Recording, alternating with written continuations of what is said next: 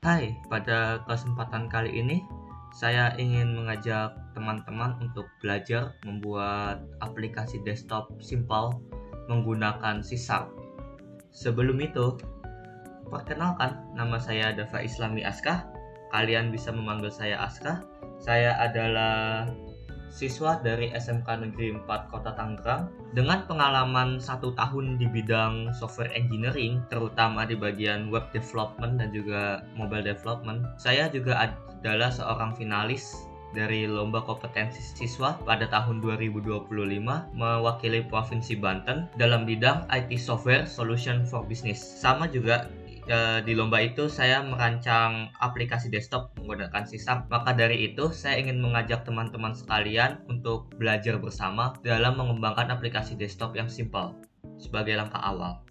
Karena saya melihat beberapa tutorial sudah outdated dan kebanyakan juga dalam bahasa Inggris. Jadi apa salahnya kita belajar bersama? Mungkin bisa menjadi bekal kalian dalam lomba kompetensi siswa di tahun depan atau beberapa tahun yang mendatang. Baik, yang saya ekspektasikan ketika kalian mengklik video ini adalah kalian sudah paham mengenai bahasa pemrograman C# ataupun Java, lebih ke fundamentalnya seperti pembuatan variabel, operasi, for loop, habis itu switch case, if else, ya fundamental programming.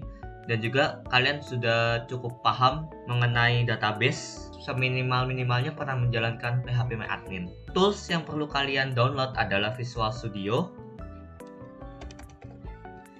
dengan package di dalamnya adalah .NET Desktop Development. Nah, yang ini. Dan juga kalian memerlukan sebuah server SQL yang sebenarnya bisa kalian download menggunakan Laragon atau bisa kalian juga menggunakan SQL Express.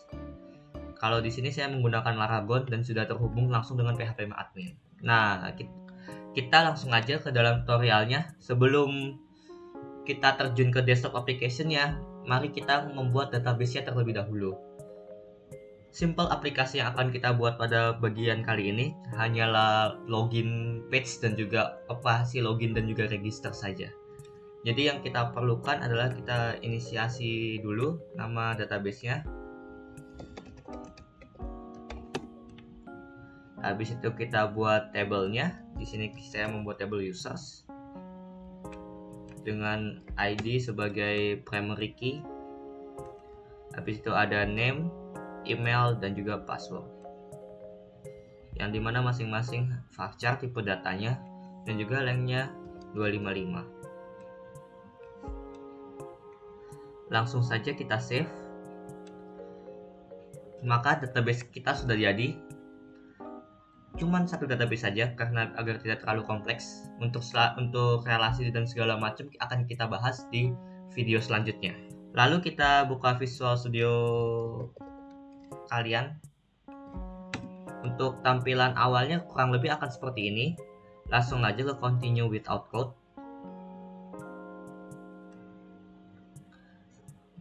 Nah, kalau jika tampilan kosong seperti ini, tidak apa-apa karena ini ada tampilan basic dari Visual Studio-nya itu sendiri. Langsung saja kita ke file, ke new project solution. Di sini kita menggunakan Windows Form App yang atas sini. Kenapa nggak yang .NET Framework ataupun Visual Basic? Itu lebih ke preferensi masing-masing. Namun pada kesempatan kali ini saya hanya menggunakan preferensi saya, yaitu menggunakan Windows Form Apps. Langsung saja kita next nama projectnya. Langsung kita next. Frameworknya seperti ini aja, tidak apa-apa, langsung create. Nah, untuk tampilan awal akan seperti ini. Namun, jika kalian baru membuka Visual Studio dan juga baru menginstalnya, kemungkinan toolbox itu belum terlihat. Jadi kalian bisa mengaksesnya dengan ke view, habis itu toolbox di bawah sini. Fungsi toolbox itu apa? Dia itu berguna untuk meng-drag and drop komponen. Tidak seperti jika kita mendevelop sebuah aplikasi web yang dimana kita perlu, jika ingin input atau button kan itu kita langsung lewat bytecode. Kalau ini kita by drag and drop, agar lebih memudahkan juga dalam development. Nah, di sini kita nggak bakal bahas semua toolbox yang ada di sini. kita cukup fokus ke text box yang pertama. Dia itu buat memasukkan input, habis itu button, dan juga satu lagi adalah label. Nah, cukup ketiga ini aja. Sebelum itu, untuk mengkoneksikan aplikasi desktop kalian dengan database-nya, kalian memerlukan beberapa package nugget.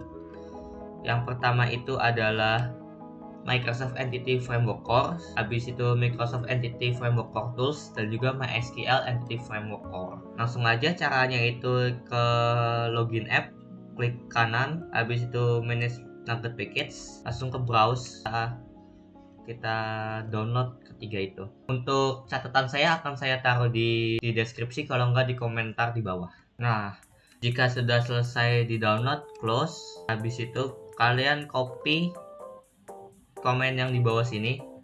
Fungsinya untuk apa? Untuk menghubungkan antara database dan juga aplikasi kalian, serta membuat model dari aplikasi kalian. Jadi kita nggak nge-query manual kayak seperti itu create, habis itu seperti juga use. Kita nggak akan seperti itu, tapi kita langsung menggunakan ORM, lebih simple.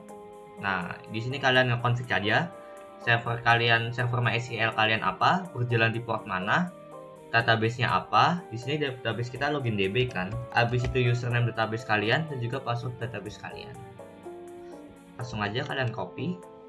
Habis itu kalian ke terminal di Nugget Package-nya. Untuk ke terminal Nugget Package itu sendiri, kalian hanya perlu ke tools, habis itu Nugget Package Manager, langsung buka Nugget Package Console. Nah, kalian paste komentar yang sudah saya siapkan, langsung enter. Nah, jadi dia akan nge-build modelnya. Bisa dilihat di sini langsung ada folder model yang dimana dia langsung ke model si user. Balik lagi ke form yang tadi, kita buka ke dalam sini. Kita buat page registernya dulu mungkin kali ya. Kita ke properties, kita ganti teksnya username password.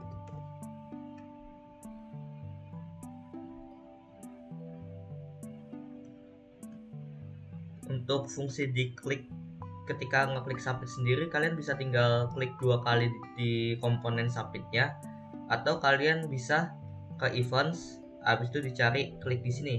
Nah, nanti langsung muncul ketika button itu diklik. Langsung aja kita ambil username-nya, textbox 1 titik, kita inisialisasi dulu textbox ya, teks. Nah, ini untuk mengambil teks dari username-nya, habis itu password dan juga email. Sesuaikan juga textbox 2 dan textbox 3. Nah, textbox ini didapat dari mana? Textbox 1 ini didapat dari mana? Kita ke form lagi, ke textbox username-nya. Di sini dia, jika kita ke properties, di sini ada name. Yang dimana name di sini itu merefer pada ID si textbox ini. Jadi jika kita ganti jadi text username, otomatis di sini akan keganti menjadi text username. Kita contohkan. Jadi dari textbox 1 di sini saya ganti menjadi textbox username. Balik ke form 1.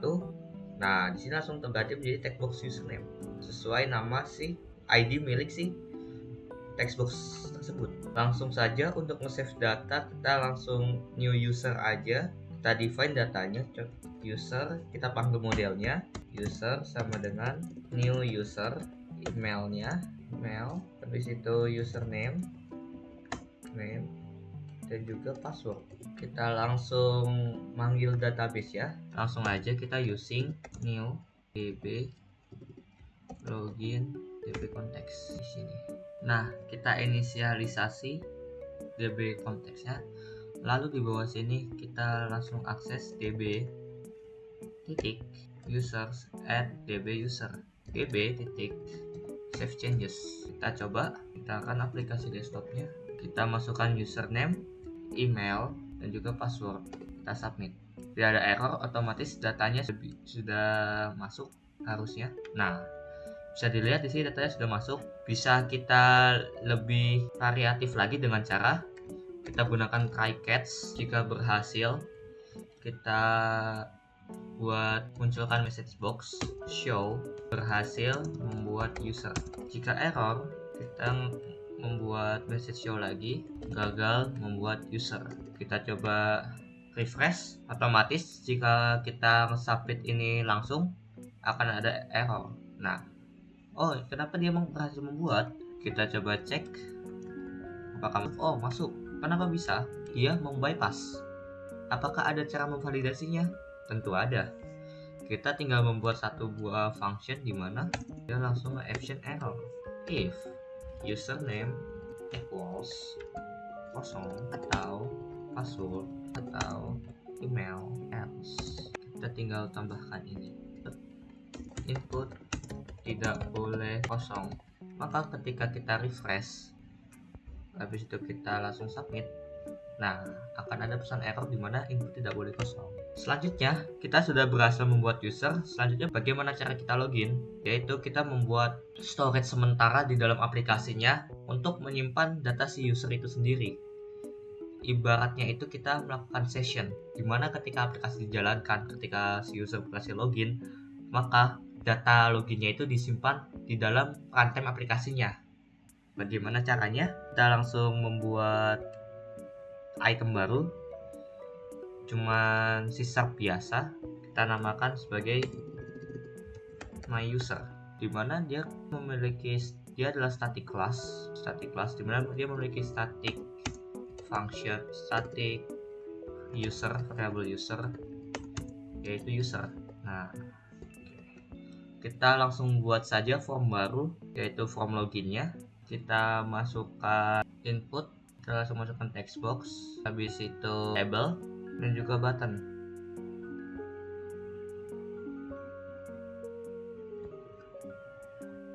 Nah, bagaimana cara kita berpindah form?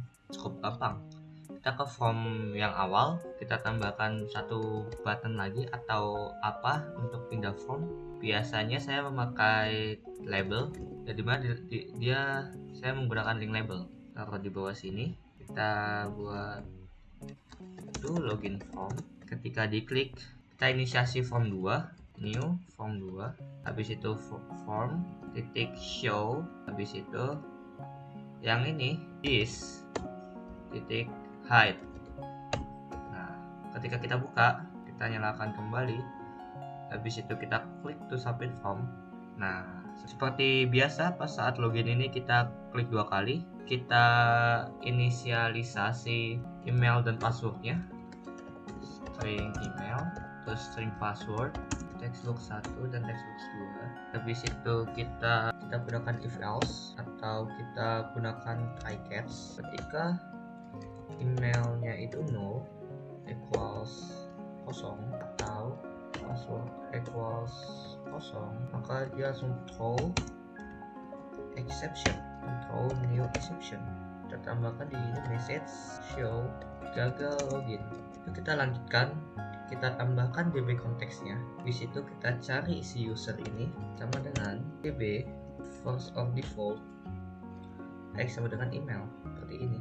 Jika dia null, kita cari database dengan data user dengan email yang sama. Jika dia null, maka kita akan memberikan message box user tidak ditemukan.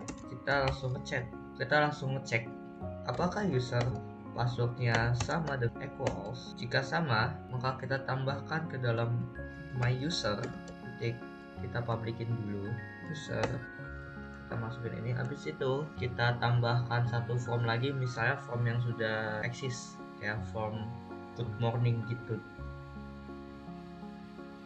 Kita bikin label, masih 2 di sini, label 1 text, nah ini jadi kayak good welcome back my titik name. Nah, seperti ini. Jadi ketika dia berhasil login, langsung kita arahin ke form 3, form show, habis itu this hide. Jika password tidak sama, kita tinggal kirim balik, yaitu kredensial tidak valid. Nah, kurang lebih seperti ini. Kita coba cek dulu maka sudah berjalan. Seperti yang tadi kan udah ada user dash dengan email aska dan password. Jadi kita tinggal email, kita tes pertama passwordnya salah, kita coba login, kredensial tidak valid. Kalau kosong, gagal login, langsung ke exception. Kalau misalnya passwordnya sama, ketika login dia langsung masuk, data loginnya disimpan ke dalam aplikasi. Ketika dia menuju form 3, dia sudah menyimpan si usernya ini. Jadi ketika kita panggil my user ini, yang muncul ada user kitanya. Welcome back guys. Mungkin sekian untuk part 1 ini, pembukaan. Selamat, kalian sudah bisa register dan login desktop application. Kita sampai bertemu di part selanjutnya. Saya Aska. Assalamualaikum warahmatullahi wabarakatuh.